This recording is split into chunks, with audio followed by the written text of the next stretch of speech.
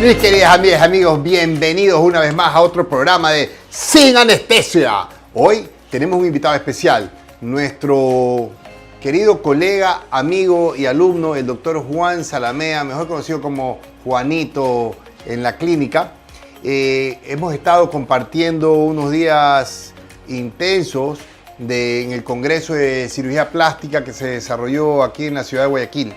Entonces, mientras compartíamos en la mesa un diálogo, viendo los casos que se estaban presentando, pues dijimos, vamos al podcast y compartamos, llevemos este diálogo así en vivo, de una manera dinámica, para intercambiar conceptos y que la gente vaya comprendiendo de qué se trata. Vamos a coger temas importantes, así que para nada, sigamos ahorita dándole la bienvenida a nuestro querido amigo, el doctor Juanito. ¿Cómo estás, Juanito? ¿Cómo has pasado? Bien, jefe, un verdadero gusto, un privilegio. Cuéntamelo todo. Bueno, tú estás radicado en Cuenca ahora, ¿cierto? Sí, estoy en Cuenca, ya llevo 2 años por allá y sí, bonito, diferente, usted sabe, en todo sentido a Guayaquil, pero es una ciudad muy bonita, muy agradable. De hecho, yo soy de allá, pero... Bueno, ¿Y tu esposa también es de Cuenca? Sí, bueno, ella es nacida en Loja, pero vivía toda su vida en Cuenca. ¿Y cómo fue el asunto? Tú terminaste el posgrado, Juanito era alumno mío en el posgrado, en la rotación de cirugía estética, y decidiste, ok, me regreso, ¿siempre fue tu plan o por algún momento coqueteaste o idealizaste quedarte en Guayaquil? Bueno, sí, o sea, sí se hubiera dado las condiciones, y bueno, usted sabe, todo es en la vida... el tema de oportunidades. Entonces uno tiene que ir tomando las oportunidades conforme se vayan presentando. Y de hecho se abrieron puertas allá en Cuenca, pues sí, regresamos con mi familia. Muy bien, muy bien. Entonces, Juanito, dentro de lo que estuvimos viendo hoy día, básicamente vamos a empezar por el tema de las narices. Hoy día se abrió casi que un debate en la hora del almuerzo. Compartí con otro grupo de especialistas. No, en esa mesa no estaba Juanito, él estaba en otra mesa, pero en nuestra mesa, te voy a hacer partícipe del debate, fue de que ahora los médicos, sobre todo los médicos jóvenes, que no han tenido una curva de aprendizaje y una experiencia en narices, de una están haciendo las rinoplastias todas con injerto de costilla.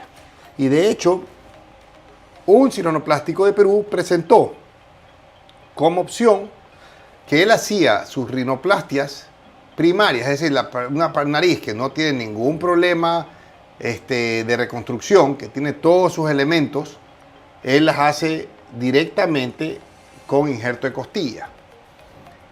Quiero saber tu opinión puntual.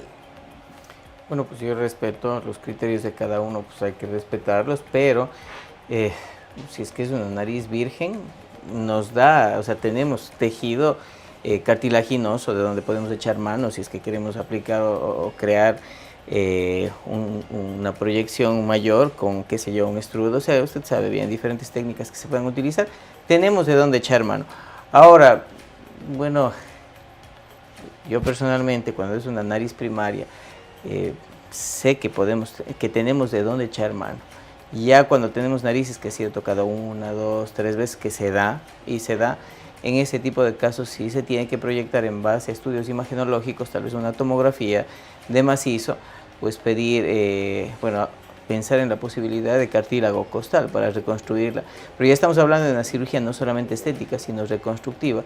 Entonces, vuelvo y repito, o sea, ya depende de la técnica de cada profesional. Pero yo me inclino más por el hecho, si es que es una nariz primaria, pues hagamos con lo que tenemos, no seamos tan agresivos personalmente. No, y está muy bien, y comparto definitivamente, y es lo que digo yo. Yo tengo ya 20 años operando, ¿no? Y una de mis fortalezas han sido las rinoplastias. He tenido la escuela americana, la escuela brasilera y la escuela turca. Claro. En todas estas escuelas siempre ha primado buscar la naturalidad respetando la anatomía. Pero de pronto ahora hay esta tendencia, ¿no? Y un término que me gustó mucho es que el Instagram, las redes sociales, están dictándonos ahora a los cirujanos plásticos el estilo de las cosas. Es decir, ahora la gente se toma las fotos y por los perfiles y por todo, por la luz, por las sombras, dicen es que yo quiero esta puntita, yo quiero las líneas que se ven, que son sombras. Las puedes usar, las puedes hacer, replicar con puro maquillaje, ojo. ¿Ya? De hecho, hay fotos trucadas, porque tenemos que hablar de todo un poco, ¿no? Claro. Hay pacientes que me dicen, doctor, pero y me mandan fotos, ¿no? De, mira este resultado. Y yo entre mí, fotos con maquillaje, entonces no es válida. Médicamente, científicamente, cuando vamos a un congreso y ponemos fotos para poder hablar ante nuestros colegas, no se nos ocurre llevar una foto de una nariz maquillada, ¿no? Pero eso lo vemos en los Instagram, vemos en las redes sociales, en las publicidades. Claro. Y es algo como que nos están marcando una pauta y los pacientes se hacen un imaginario.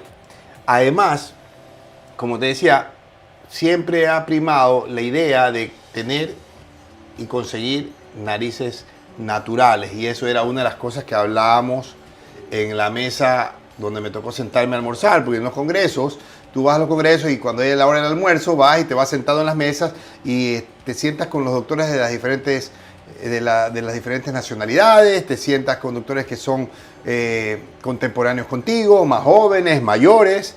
Entonces es lo lindo porque conversas y discutes de casos que has visto en el congreso y experiencias personales. Y todos los que estábamos en nuestra mesa, por lo menos, llegamos a un agreement de que efectivamente debería todavía primar el buen gusto de lo estético y lo natural, ¿no? Pero vemos, y respetando los criterios, porque que lo hace, lo haga, y vemos narices que no se ven mal, a algunos les gusta más que la otra, pues es cuestión de gusto, ¿no? Por eso hay pacientes que van a decir, es que a mí me gusta esa nariz, bueno, vaya que se la hagan así, yo no la voy a hacer porque no es que no la pueda hacer, es que no me gusta el resultado. Sí. Y yo soy, ¿cómo se llama? Yo soy fiel a mi arte, o sea, digo, esto es lo que me gusta y lo voy a hacer y lo perfecciono, pero en el estilo que me gusta, ¿no? Así que yo veo ahora que cuando estamos llenando las narices con injertos costales innecesariamente, estamos viendo una nariz muy recta, muy lineal, es como una escuadra. Y la nariz no es una escuadra, yo quiero que veamos, y este es un ejercicio que lo hice la primera vez, lo hice en Berlín, en el Mundial de Berlín. Y habíamos quedado ahí con unos cirujanos plásticos de Alemania, que íbamos a tener un intercambio, ¿ya? De que ellos me iban a mandar fotos que vieran en cualquier lado, europeas, y yo les iba a mandar así fotos al azar de gente que yo vea acá en Sudamérica, ¿ya? Lamentablemente, desde que fue el Mundial de Berlín acá, pues se perdieron los contactos, perdí mi teléfono y no pude seguir con ese trabajo. Pero te invito a que hagas eso, y a todos ustedes que nos están viendo, los invito a que vean las diferentes narices de las personas que las rodean y se darán cuenta que hay la que es muy bonita, la que tiene sus imperfecciones, la que tiene muchas imperfecciones, pero en ninguna son líneas rectas. Claro, pero es diferente. Lo que pasa es de que, a ver, lo que usted menciona, esto es un arte y a veces se confunde un poquito el hecho de hacerlas en serie y las narices no se las hace en serie. Cada cara tiene una nariz diferente. Entonces, cuando se pierde ese concepto básico es que vienen los problemas. Entonces, tal vez una nariz que le quede a usted no me queda a mí y viceversa. Entonces, el problema es de que a veces empezamos a hacer un modelo de nariz que nos va súper bien, pero empezamos a hacer ese mismo modelo y ese mismo modelo y ese mismo modelo, entonces lo sacamos en serie. Y a veces se ha dado el caso, ¿no? En tema corporal, usted debe de saber eso más que yo, inclusive el hecho de que uno ve una espalda, un derrière o algo de una paciente y dice, lo operó tal vez fulano. Y llegamos a ese punto también con las narices de debe ser operado por X, Y o Z cirujano. Entonces ese es el problema en el que a veces podemos caer lastimosamente. Entonces, sí, o sea, cada cara tiene una nariz diferente, pero tiene que primar siempre el buen gusto del cirujano y obviamente, a mi criterio, utilizar lo que tenemos en la paciente, porque o sea, el hecho de sacar para mí una costilla en una nariz que tengo cartílago septal, bueno, hay gente que tiene muchísimo más tiempo en el arte y por algo proyecta una técnica modificada, ¿no? Pero en lo personal me inclino un poco más al hecho de que primario, pues vamos con lo que tenemos, que nos va a ir bien. Definitivamente, o sea, cuando tú haces las cosas, hay muchas, estas otras, ¿no? Hay muchas técnicas, todas válidas. Entonces, cuando tú dominas todas las técnicas, eventualmente, cada vez que tienes una paciente al frente, ¿y qué es lo que queremos en el fondo todos los cirujanos plásticos y los pacientes? Quieres algo reliable, es decir, tú buscas a este cirujano porque este cirujano me entrega una nariz bonita, independientemente del caso que tengas al frente. Que yo vea al paciente y diga, chica, esta nariz está complicada. Sí, eso es para mí que está complicada. Yo sé que está complicada. La paciente, eso no le interesa. A ella no le interesa que yo diga, le he traído una nariz complicada al doctor. Y el doctor ya reconoció que mi nariz es complicada. No, a ella lo que le interesa es que yo te traje mi nariz, como no la quiero más, y ahora tú me vas a hacer una nariz que me guste. Y ese es nuestro compromiso. Entonces, el éxito realmente de un cirujano que opera narices es poder dominar varias técnicas, pero no importa qué técnica escojas en cada caso, porque cada caso es diferente, como muy bien lo ha dicho mi querido colega, cada caso es diferente. Por lo mismo, muchas veces necesitamos escoger una técnica distinta en cada caso o la suma de varias técnicas, que es lo que hace el talento. Y cuando tienes eso, el último de los puntos, el resultado final debe ser una constante. Esta es mi nariz entregada en esta cara, en esta paciente, diseñada para esta paciente. Por eso yo hago narices diseñadas para mis pacientes. Y el resultado debe ser que a mí me guste, porque sé que es lo que he hablado con la paciente y lo que la paciente espera. Claro. Entonces, tengo 10 pacientes, he hecho, por ende, 10 narices distintas, con probablemente variación de técnicas, pero todas tienen un factor común. El resultado, el factor común, la punta con su proyección adecuada, el dorso sin irregularidades, afinada. Y de ahí, bueno, cada paciente va a querer algo distinto, cada paciente tiene una necesidad diferente, ¿no? Entonces, creo que eso para mí es lo más importante. La constancia del resultado, mi querido Juanito, no importa la técnica que uses al final del día. Claro, sí, o sea, es que existe variedad de técnicas, ¿no? O sea, existe una corriente y que la respeto mucho, pero la nariz cerrada, la nariz abierta, bueno, cada cirujano se adapta a sus necesidades, ¿no? Entonces, son cosas que cada uno al final del día elige, selecciona, pues, y como le va mejor a él y a su paciente, pues es lo importante, ¿no? Sí es importante eso y sí es importante también el hecho de que ha habido muchas modificaciones en los últimos años en diferentes técnicas, tanto faciales como corporales, y esas intentar adaptarlas a lo que uno está haciendo. Ahora, si es que uno tiene una técnica predeterminada, coger y borrar completamente eso, como que no va tanto, ¿no? Sino a la técnica que uno tiene que irle sumando cosas en todo, y eso aplica, usted sabe, a todo lo que tiene que ver en el plano quirúrgico. Si usted opera algo corporal, pues está muy bien. Si es que sabe algo más que le puede ayudar, es una herramienta adicional. Igual se aplica en la cara, en cada cosa. Usted tiene herramientas adicionales que le van a servir muchísimo por su paciente, no por uno solamente, por el paciente más que nada. ¿Qué opinas, Juanito, de la tecnología? Nos ayuda, es lo máximo. Nosotros como cirujanos nos ha mejorado la vida en un 200%, porque antes usted sabe bien que para operar, hacer osteotomía se utilizaba con vaso limpio. Se ha ido modificando, hay máquinas que nos ayudan a realizar fracturas controladas, mucho menos sangronas, se genera menos edema, menos equimosis y va bastante bien. En otros pacientes, cuando hablamos de tecnología, más se aplica, bueno, hay muchísimo para corporal, usted sabe bien, para lipar, máquinas que ahora hay a granel, diferente tecnología para lipar, radiofrecuencia, o sea, para tensar, entonces ayuda muchísimo en el resultado, también mejora bastante todo. Entonces, la tecnología le echa una mano enorme al cirujano, pero alguien me dijo una frase que me quedó y que es así, o sea, no es la flecha, es el indio. Yo la uso muchísimo, mijo.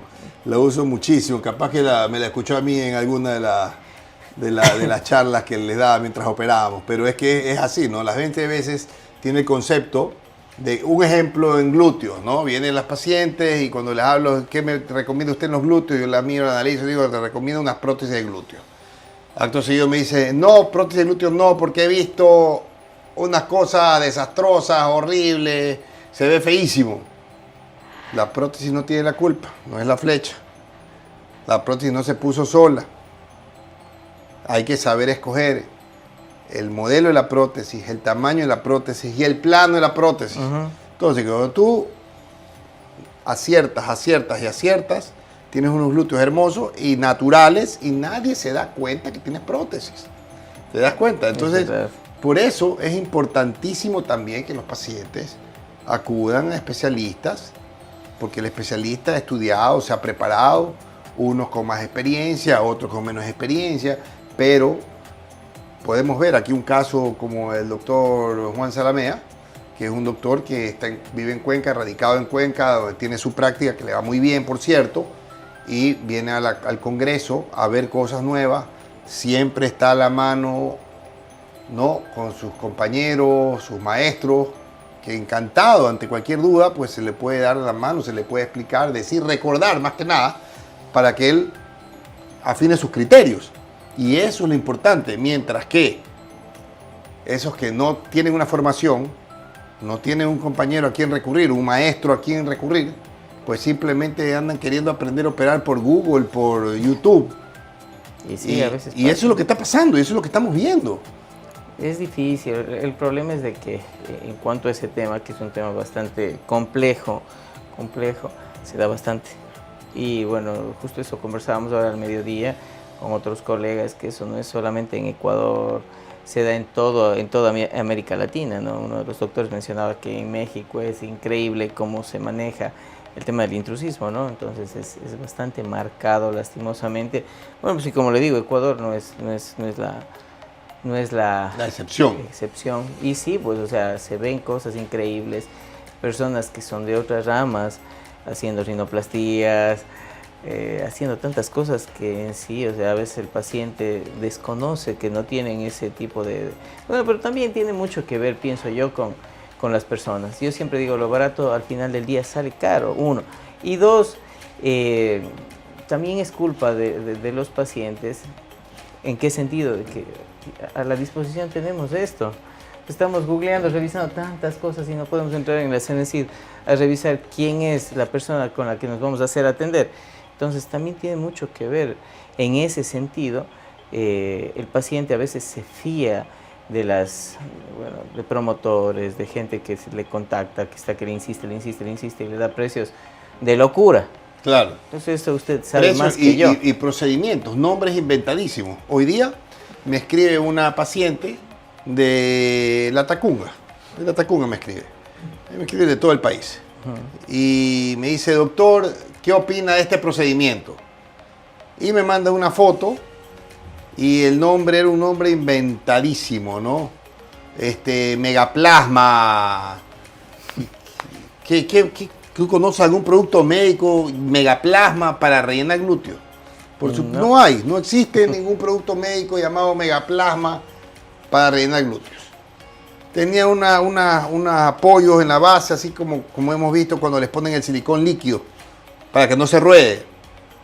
Entonces, no hay que ser un genio cuando uno es profesional para saber qué es lo que le están poniendo. Entonces, rápidamente me meto ahí porque ya me mandó el link de dónde estaba, porque está publicado de paso en redes sociales el producto, ¿no? Me pongo a ver y no es médico el que lo está haciendo. Entonces él no tiene ningún compromiso realmente con el paciente. Él está ahí por un negocio. El paciente viene, le vende su Megaplasma, le pone el Megaplasma, que ha de ser mega silicón líquido. Y después de eso, en unos años, cuando hay el problema, entonces ya deja botado ese mandil que se haya puesto y ahora será carpintero, ingeniero, abogado, lo que se le ocurre inventarse. Porque no era médico, ojo, no era médico. De hecho, tenía un mandil y no decía médico, decía su nombre y decía que era otra cosa, pero no médico.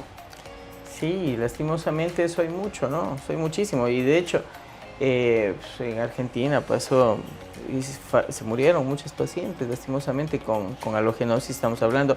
del silicón líquido que se le colocaba, bueno, no sé si seguirá siendo común ahora, pero sigue antes siendo, sigue siendo. De hecho, Pero, acaba de pasar. pero al nivel que era antes, porque antes era más. Sí, antes fue una epidemia. Un boom. De ahí salió el nombre halogenosis. Claro. Y halogenosis fue puesta por un médico cirujano colombiano que tuve el placer de conocer en un bolivariano de cirugía plástica en Perú. Y en uno de los paseos que nos llevaron a los cirujanos plásticos, él se sentó al lado mío, era un señor mayor en esa época, y simplemente fue una biblioteca. Y justo él en la mañana había dado el tema de halogenosis, ¿no? Y es que es cuando tu cuerpo tiene una reacción inmunológica a un producto que nunca debió estar. Los famosos ¿Ya? biopolímeros. Los famosos biopolímeros. Entonces, todavía sigue pasando. Me escribieron una paciente de Miami y me manda me dice, doctor, ¿qué es que le ha pasado a una chica, una influencer brasilera, que la han operado y se ha muerto? Para que veas como una paciente, una influencer brasilera, la han operado y se ha muerto, me manda a ella la noticia. Yo no me quedo con esa noticia que me mandó ella, sino que ya voy a investigar médicamente, científicamente, porque ya veo que era un caso que iba a coger connotación, ¿no? Entonces, como soy un médico de referencia, siempre me están preguntando. Así que me adelanté y empiezo a investigar. Bueno, ya después, llegando más al fondo de la noticia, resulta que la chica efectivamente era una modelo famosa de Brasil, pero para que te des cuenta que la fama y el dinero no te compran las neuronas. Entonces, ella había ido a un lugar y le habían puesto silicona. La persona que le puso, Voló. doctora, y ahora se dieron cuenta, se investigaron que ella había estado en Paraguay visitando una facultad de medicina. Pero no, eso no te convierte en doctor. ¿Me explico? Entonces, ahí ya sabemos, entonces, no fue una cirugía, no fue hecho por un procedimiento médico, porque no fue hecho por un médico, no puede ser llamado procedimiento médico. Claro.